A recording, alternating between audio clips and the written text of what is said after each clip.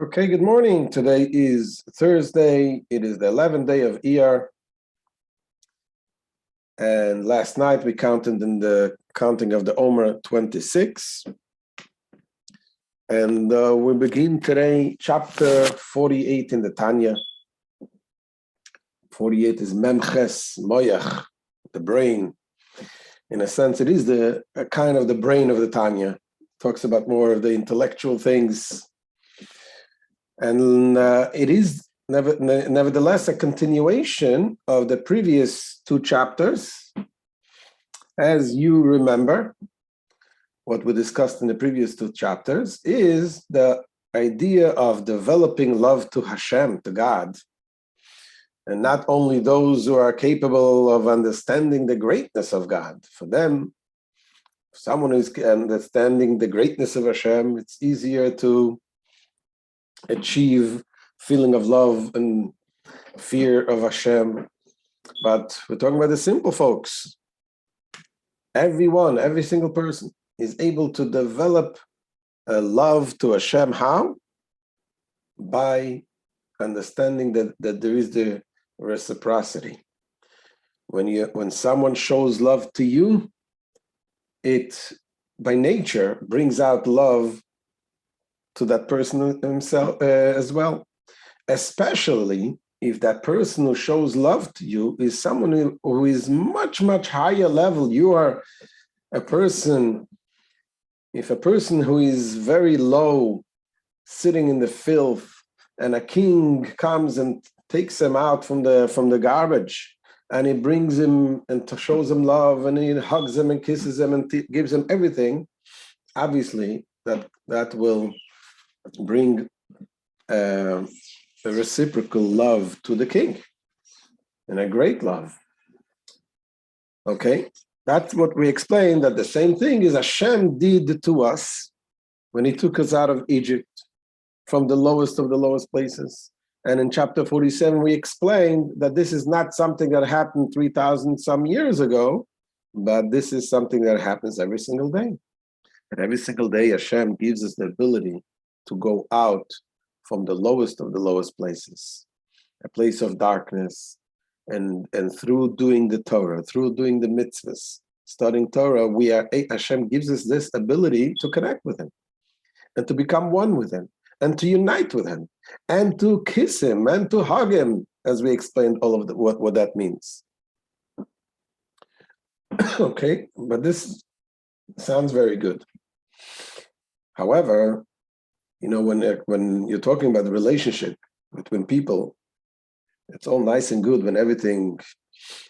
when people show love, show back love, it's nice, it's easy, it's romantic, it's beautiful, there's no problems. But then, as you know, sometimes life brings problems with it, brings challenges. And it's easy to love when there are no challenges. And there is a mutual feeling. But what about when there is difficulties? There's things that you need to sacrifice sometimes for your spouse. That is doesn't always go so easy. In order to be able to carry this relationship in a loving way, even when there is challenges, even when you need to sacrifice, you need to have a deeper love, a deeper understanding. And one of the ways is when you see how much, and you think about how much the other side sacrifices for you. When you sacrifice to the other person, you see the sacrifice. You see how the person goes out of his way to do something for you. That also creates kamayim apanim lapanim, which means a reciprocal feelings that you also want to sacrifice for the person. And of course, here is always the catch-22, the question, who goes first? But it's always, if you want to do something, if you want to make sure the relationship works, which is not the topic of this chapter, but in general, the idea can be translated there also, is that, if you want to have a good relationship, make sure to show the love and to sacrifice from you. Do things that the other person will see that you are doing something going beyond you. So here we're talking about the relationship between us and Hashem, between us and God. So we said about the relationship that Hashem shows us love when He took us out of Egypt, when He took us out from the dirt. But in this chapter, the Alter Rebbe is going to explain that there is also a show of love and sacrifice, so to speak, from God to bring us here in this world in the first place. And that is the creation of the world. In order for Hashem to create the world, a physical, limited world, being that God is completely limitless, and that itself is also, you cannot say about God, is beyond limitless. So for Hashem to come down and to create this world, Hashem went through tremendous contractions and different ways of filtering and reducing the light, limiting the light in order for us to be able to come to existence so we can be here and we can be united with Hashem, with the Ein Sof, with the endless light of Hashem. So this is the general gist of this chapter. And the next chapter, 49, is going to explain also, therefore, what should we do? We should also give our own little sacrifice in order to do our part to come closer to Hashem. So, but we're going to learn this in a few days. So it's a journey of understanding. He's starting to explain, like I said, it's the moach, it's more of an intellectual concept, explaining how the tzimtzum, the contraction that Hashem did in order to create this world. So let's start, let's begin. We're going to see inside chapter 48.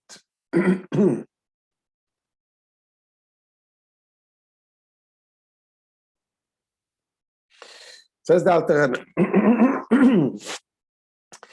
Ve'ine, kasher izboinen amaskil, begdulas ein sof baruch hu.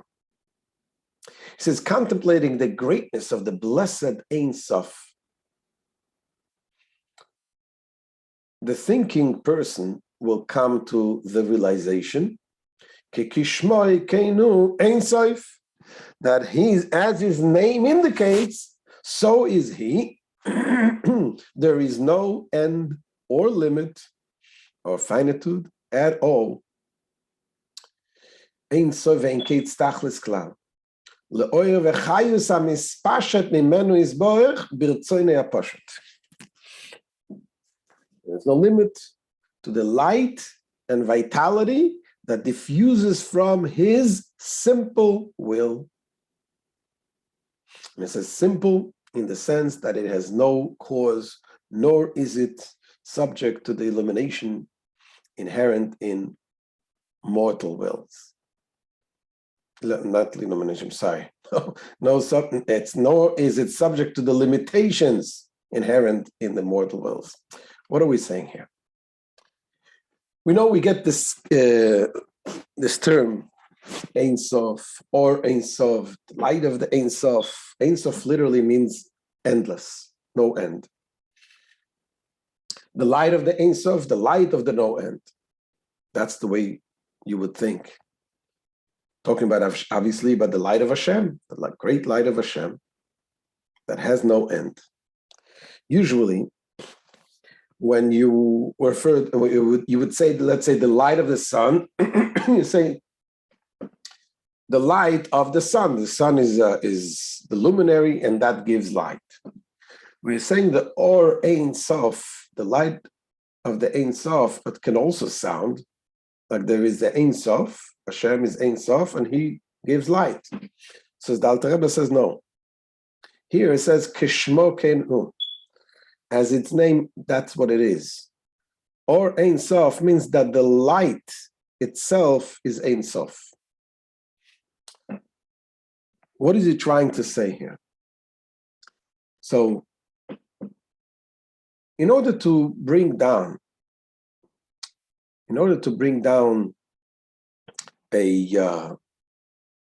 an influence, energy come down from above to this world, let's say, there's two examples that is used.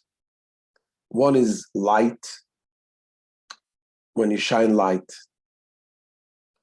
And the other one is shefa. There's or and there is shefa. Shefa means to bring down the influence of, for example, the example is used like when a teacher wants to teach something, a very deep subject. So when you have a deep subject and the teacher is delivering that subject to the students, that is called shefa. He's mashpia. He's giving the shefa to the student. Now, when the teacher needs to give the shefa to the student, he obviously needs to reduce his deep understanding, the knowledge that he has, and to limit it to the level of the student. So there is here a very limited way that is giving to the student. When it comes to the light that does not have any limits. Does not have any limits. Why? You can have the same light comes down. Let's say you have the sun shines. The light of the sun will shine in a beautiful mansion and bring the beauty of the mansion. And the same light can also shine on a piece of dirt. There is no limit. It's not limited to each one. So each one has an advantage and a disadvantage. The advantage of the light that it shines endlessly. It shines the same light and the same power goes. And the advantage of the shefa is that it goes individually to each one. But it has a limit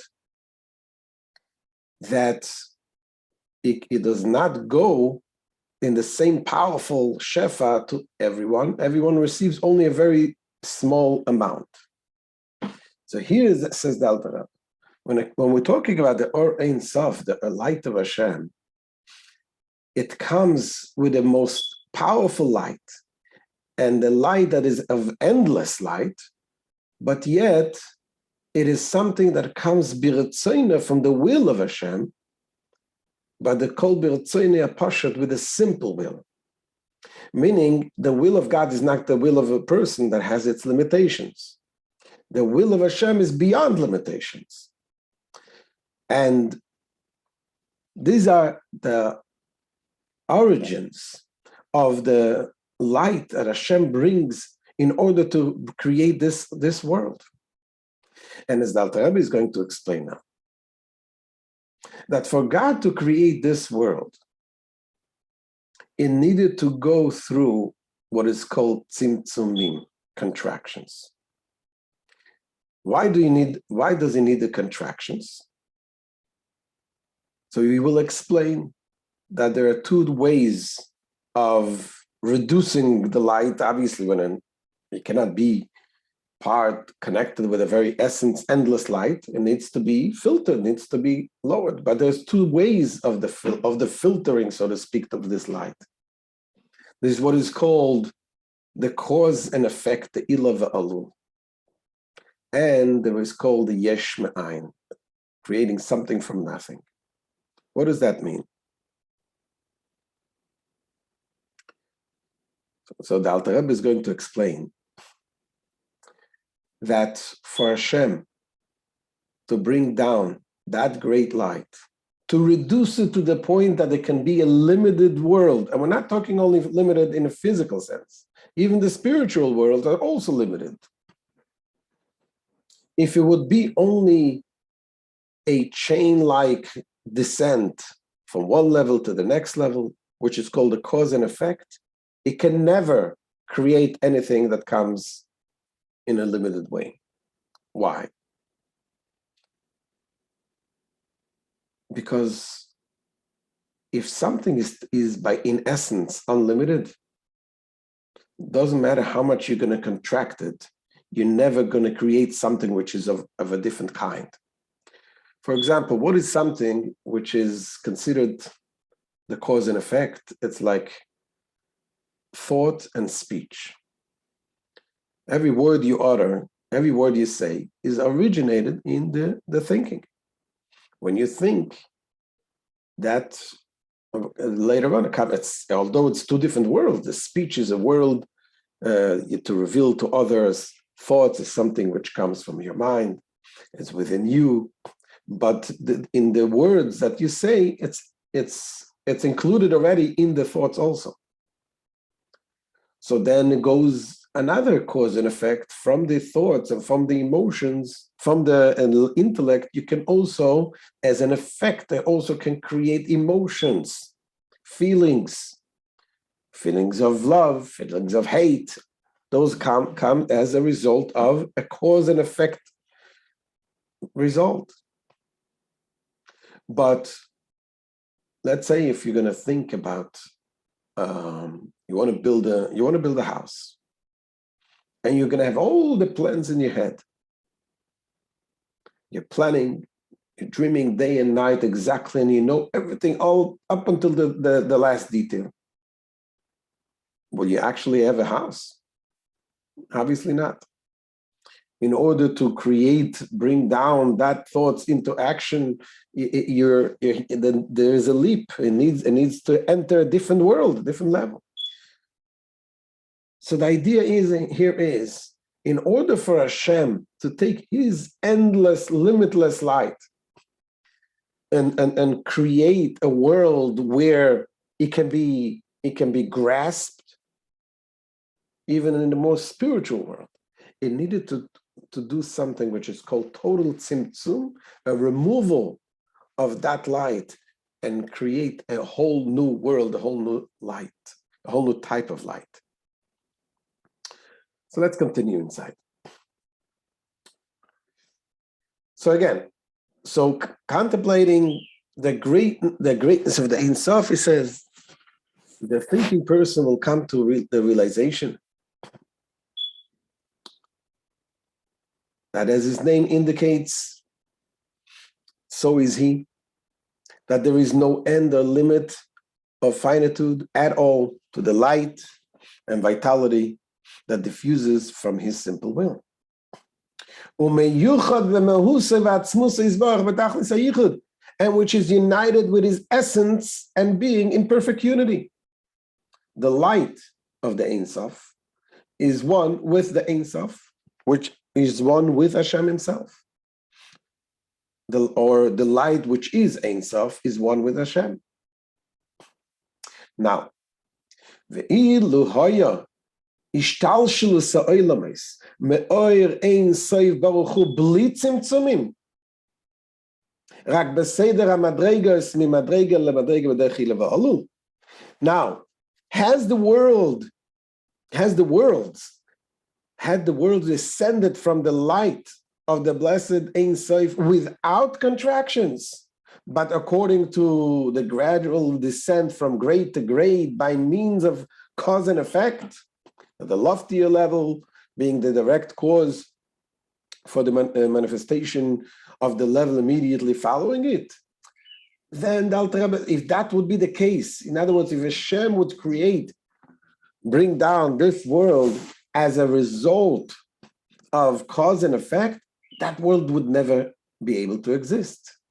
It says, Loi hoya olam hazeh nivra klal, k'may shu ata, b'bchinas gvul v'tachlis.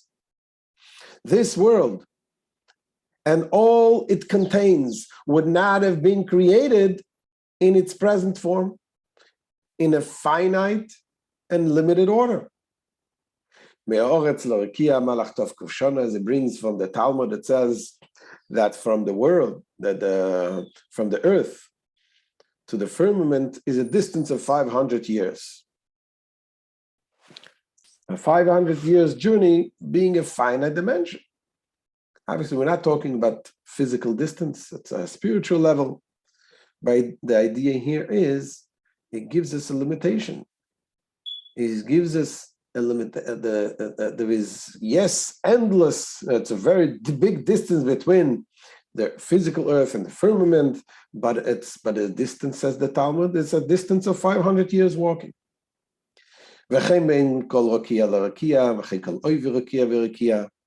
similarly, the limited is the distance between one firmament and the next, and so also the radial extent of each firmament is a distance of 500 years. And all of that applies to this world. So this world has its limitations. Now, says the Alter Rebbe, not only this world has limitations compared to the Ein Sof, now even the world to come and the higher level of Gan Eden, the Garden of Eden, the abode of the souls of the great tzaddikim and the souls themselves.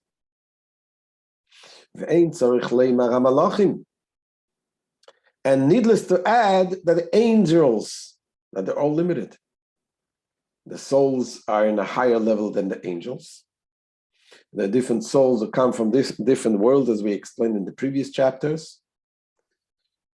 But by the end of the day, they are all limited in B'chinas Gvul v'Tachlis. They are all in realms of bounds and limitations.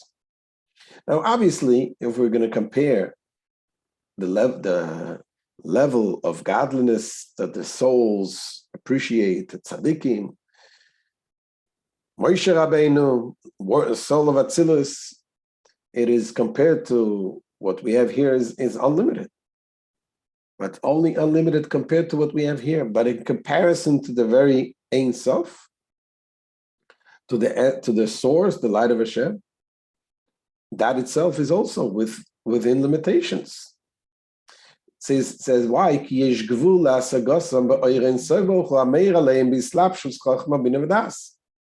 Because there is a limit to their apprehension of the light of the Ein Sof, which shines upon them through being clothed in Chabad and so on, Chachma Bina Das. Now, when it comes into the Chachma Bina Das, from the Ein Sof, this is, as we explained, that where is the beginning of the revelation of the Ein Sof is in Chachma, the wisdom of the world of Atzilus. That is in the beginning of the revelation.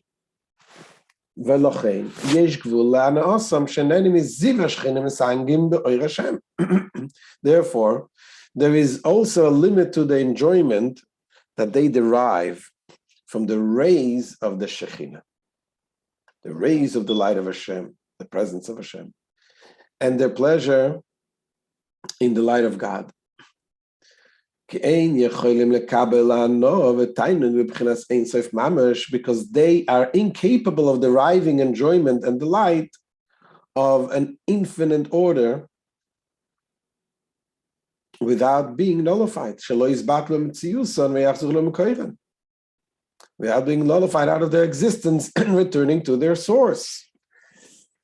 It's like you can take the light of the sun and you're going to include it in the sun itself.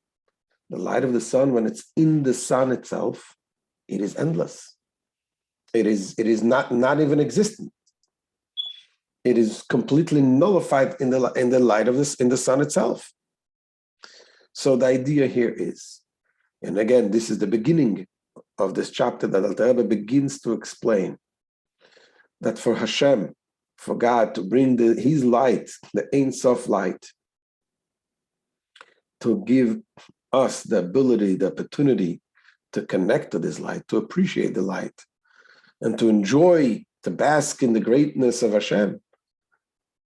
It needed to be a tremendous number of contractions that Hashem removes his light and contracts his light in order to be able to have the existence of not only this world, even the most spiritual world, the godly world, where the neshamas are able to appreciate some of the light of Hashem, which this is the whole enjoyment of the world of the souls in the Gan Eden. The more the soul appreciates and grasps and understands the godliness, that is the reward. That is the joy of the neshama to connect deeper and deeper with Hashem. So again, like we said, where is it leading to? Leading to the fact that we reciprocate. When Hashem does such and such things, it goes such a long way in order for us to be, and for us to be able to connect to Him. So that will help us to do it in an easier way, to commit and to sacrifice and to give in order to do our part to connect to Hashem. So this is the end of today's shir. That Hashem will continue tomorrow. B'ezrat Hashem. A wonderful day. Any questions we can take now?